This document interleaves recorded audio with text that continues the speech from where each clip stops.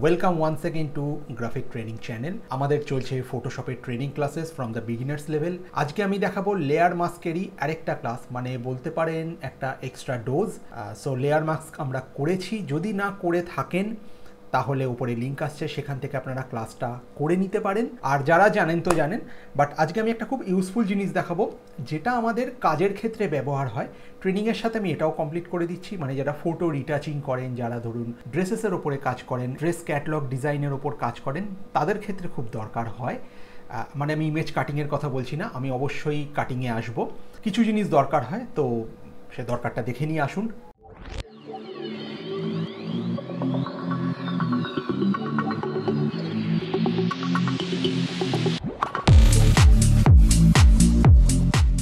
Well, আমি দেখুন এই ছবিটা ডাউনলোড করেছি pexels.com থেকে। আপনারা pexels.com-এ এক্সপ্লোর করতেই পারেন। ইন্ডিয়ান ড্রেস দিয়ে সার্চ দিলেই এরকম একটা ছবি এলো। আমার খুব ভালো লাগলো ছবিটার কম্পোজিশন খুব ভালো লাগলো।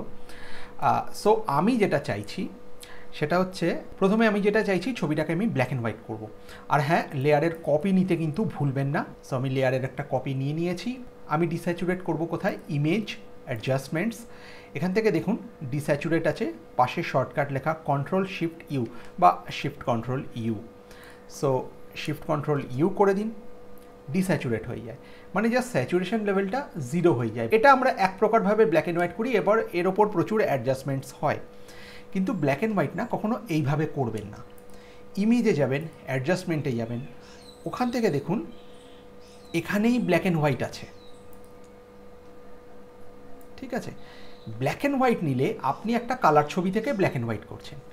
আপনার ছবির মধ্যে রেড আছে, আপনি রেড পার্টটাকে ডার্ক করতে পারেন, রেডটাকে লাইট করতে পারে। ও ইমেজের যেখানে যেখানে রেড পাবে ও সেই জায়গাগুলোকে চেঞ্জ করবে, ও যেখানে ইয়েলো পাবে সেই জায়গাগুলোকেও চেঞ্জ করবে। সো আপনি প্রত্যেকটা কালারকে ধরে ধরে ব্ল্যাক অ্যান্ড হোয়াইটে কাজ করতে পারেন। তো মোনোক্রোম কিন্তু ফটোগ্রাফির একটা ইম্পর্টেন্ট জিনিস। অনেকে আছে মোনোক্রোমের জন্য খেটে খেটে মরে যায়, কিছু কন্টেস্ট হয় মোনোক্রোমের ওপরে। সো আমার বিষয়বস্তু যদিও এটা নয় যে মোনোক্রোম ফটোগ্রাফি দেখানো, আমার বিষয়বস্তু হলো যে আমি ওভারঅল সব কিছুকে ডিস্যাচুরেট করে এর ড্রেসটাকে আমি বার করব, কারণ আমার সাবজেক্ট হচ্ছে লেয়ার মাস্কের এক্সট্রা ডোজ। সো আমি এটা থেকে আপাততভাবে বেরোলাম। আমি প্রথমে কি দেখালাম? অ্যাডজাস্টমেন্ট থেকে ডিস্যাচুরেট। আপনি যদি হিউ স্যাচুরেশন নেন, সেখানে দেখুন স্যাচুরেশন লেভেল যদি আপনি 0 করেন আর ডিস্যাচুরেট যেটা Ctrl+Shift+U করছেন, দুটো সেম। তো এগুলো নিয়ে আমরা এলাবোরেটলি আলোচনা করব, কিন্তু এখন হচ্ছে আমার এটাকে মাস্কিং করা। সো আমি চলে যাব ইমেজ অ্যাডজাস্টমেন্টস, ব্ল্যাক অ্যান্ড হোয়াইট। আমি এখান থেকে আমার যা যা অ্যাডজাস্টমেন্টস করার করে আমি ওকে করতে পারি, কিন্তু এটা ফিক্সড থেকে যায়, এটা আপনাকে বুঝতে হবে। আপনি এবার চাইলেও এটার ওপর কিছু করতে পারবেন না। তাহলে আপনি কি করবেন? আপনার ব্যাকগ্রাউন্ড লেয়ার যেরকম আছে থাকবে, আপনি নিয়ে নেবেন অ্যাডজাস্টমেন্ট লেয়ার। এখান থেকে দেখুন ব্ল্যাক অ্যান্ড হোয়াইট আছে, আপনার যা চেঞ্জ করার করবেন, এবং এটা সম্পূর্ণ আলাদা অ্যাডজাস্টমেন্ট লেয়ার। আপনার এখানে কোনো চেঞ্জেস হবে না, মানে আপনার ছবিতে কোনো ছবিটা ডিস্ট্রয় হবে না। এটা নন ডিস্ট্রাকটিভ মোড। আপনি যখন ইচ্ছে তখন আপনার ব্ল্যাক অ্যান্ড হোয়াইটটাকে, মানে পজিশানটাকে আপনি পাল্টাতে পারেন বা কালার্সগুলো আপনি চেঞ্জ করতে পারেন। সো আমি যেটা বলছিলাম, আমি রেডটাকে একটু হাইলাইট করলাম। এবার আমি অফ করে দেখে নিচ্ছি, পেছনে একটা এই জায়গাটায় একটা সায়ান রয়েছে। সো আমি সায়ানে গেলাম, দেখুন ওই জায়গাটাকে আমি ডার্ক করছি বা সায়ানটাকে লাইট করছি। ভালো করে খেয়াল করুন, পেছনের যে মডেলটি আছে তার পায়ের কাছে, ঠিক আছে, ওই জায়গাটা সায়ান। আর যদি আমি অফ করি, পেছনের যিনি আছেন তার ড্রেস কালার হচ্ছে বেজ কালার, তারটাকে আমি একটু ডার্ক করে দেব। সেই সঙ্গে দেখুন অর্নামেন্টসগুলোও চেঞ্জ হচ্ছে, কারণ কি অর্নামেন্টসের মধ্যে ইয়েলো থাকে, সেগুলো গোল্ডেন কালারের হয়, দেখে নিতে পারেন, ঠিক আছে। আর আপনি রেডটাকে একটু বাড়িয়ে দিন। সো আমার মনে হলো এই অ্যাডজাস্টমেন্টটা ঠিকঠাক। সো এবার এখান থেকে আমার কাজ হবে এনআর ড্রেসটিকে বার করা। দেখুন সিলেকশন করার তো অনেক পদ্ধতি আছে, আপনি সিলেকশন করেই নিতে পারেন, কিন্তু আমার কাজ তো এখানে সিলেকশন দেখানো নয়, সিলেকশনেরও ক্লাস হয়ে গেছে। আপনারা চাইলে কমপ্লিট প্লেলিস্ট ফলো করতে পারেন, যেটা এই ভিডিওর নিচে ডেসক্রিপশানে দেওয়া আছে। আচ্ছা, আমি লেয়ারটা অন করলাম, এখানে গেলাম, ব্রাশ নিলাম, ব্রাশ নিয়ে নেব, আর ব্রাশ নিয়ে সাইজটা ছোট করে একটু হার্ডনেসটাকে আমি বাড়িয়ে নেব। ঠিক আছে, ব্র্যাকেট কিস দিয়ে ব্রাশ ছোট বড় করব।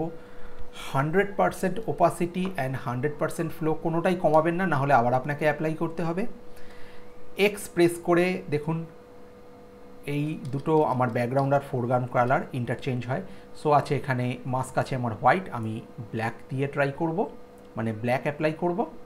ঠিক আছে, বাড়িয়ে নিই কারণ এই জায়গাটা তো আমার সেমই থাকবে। ওয়েল, আমি শুধু ড্রেসের কথা বলেছিলাম যদিও। সো আমি এবার এটাকে পুরো অ্যাপ্লাই করতে করতে যাচ্ছি।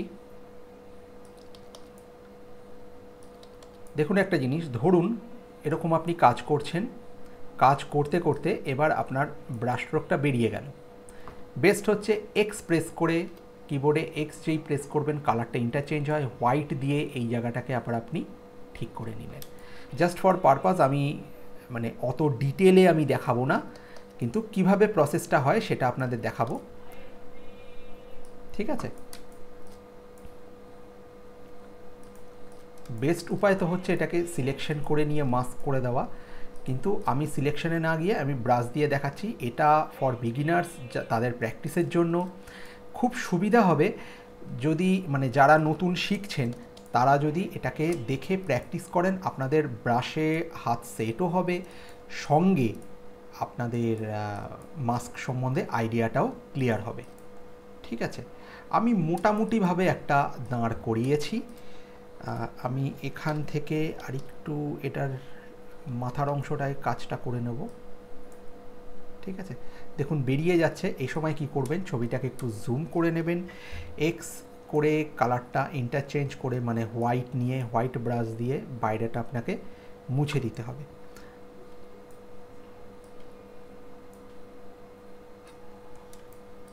ঠিক আছে, এবারে এখান থেকে যদি আপনি ব্ল্যাক অ্যান্ড হোয়াইটের কিছু সেটিংস আপনি চেঞ্জ করতে চান, সেটা আপনি এখান থেকে এইভাবে করতেই পারেন, আপনার এতে কোনো বাধা থাকছে না। ওয়ারাজ আগেরটা ছিল ডিস্ট্রাকটিভ মোড, আগেরটা যদি আপনি অ্যাপ্লাই করতেন তাহলে এই সেটিংসটা আর পেতেন না। যেহেতু এটা নন ডিস্ট্রাকটিভ, আপনি এই সেটিংসটা পাচ্ছেন, আপনি আপনার ইচ্ছে মতন কালারটাকে চেঞ্জ করতে পারছেন। ঠিক আছে, আচ্ছা আমি চাইছি এটার পুরোটাই ও কালারেই থাকুক, খুব একটা দেখতে ভালো লাগছে না, তার জন্য মানে ফ্রন্ট যিনি আছেন তাকে আমি পুরোটা কালারেই রাখছি।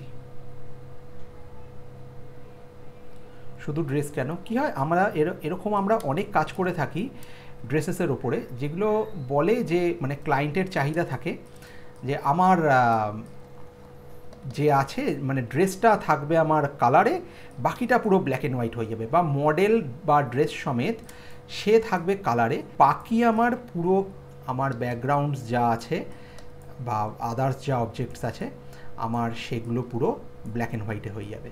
তো এরকম চাহিদা মেনটেনের জন্য আমাদের এই জিনিসটা শিখে নেওয়া দরকার।